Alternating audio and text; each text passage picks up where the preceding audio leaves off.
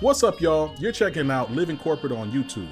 Make sure you like, comment, subscribe, and hit the notification bell in that corner so you keep up to date with all the dope content we're creating here, driving real talk in the corporate world. ERGs really have the power to change lives, and that sounds like really mushy, but in reality, they've changed my life. And I know so many other people who've gotten involved in ERGs who really have been able to change the trajectory of their careers. And not just that, when we're thinking about the experience of members, like an ERG, having a community of people who get you can really be the determining factor of, is this a place I want to be? Or even just their quality of life, being that people have to spend so much time at work anyway. So there's so much potential with ERGs, but they're so underutilized and so, I don't know, kind of done wrong, honestly. So yeah. So we're going to get to that. So first off, though, you said, that ERGs changed your life. Let's talk about that. When you say that, what role have ERGs played in your early career development and then just throughout your career? Yep. So when I first got into the ERG space, I was a support agent, so barely making above minimum wage. And I just so happened to stumble across ERGs. Like, my manager was not trying to give me any sort of opportunities to grow. And I was just like, I'm over it. Just so happened that I found out about the Black ERG, and I was like, I didn't even know there were other Black people here.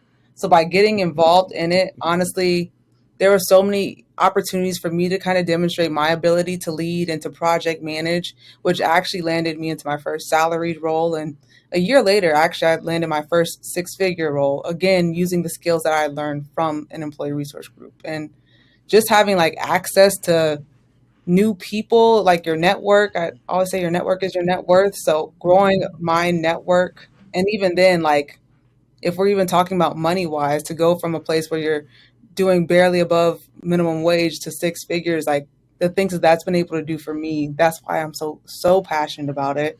Not to mention all the skills that I've learned that I know I could take into any role I wanted to. It's interesting, right? So, like, we've Living Corporate's been around for about half a decade. We've been talking to all sorts of leaders and people, right? So all types of people in these spaces. It's interesting for me. I think about my experience with ERGs. I think historically, like, ERGs for me have been a great place to commiserate, but not necessarily always a consistent place for me to get like actual support to navigate the actual workplace and stuff that I'm navigating in. Right now, it's great. If I might be talking, I might run into some older Black folks who tell me, well, you got to dress this way, and you got to talk this way, and you got to learn this technical skill, but not necessarily as much on like, hey, actually, not that I'm perfect, but I'm actually a pretty good, strong performer.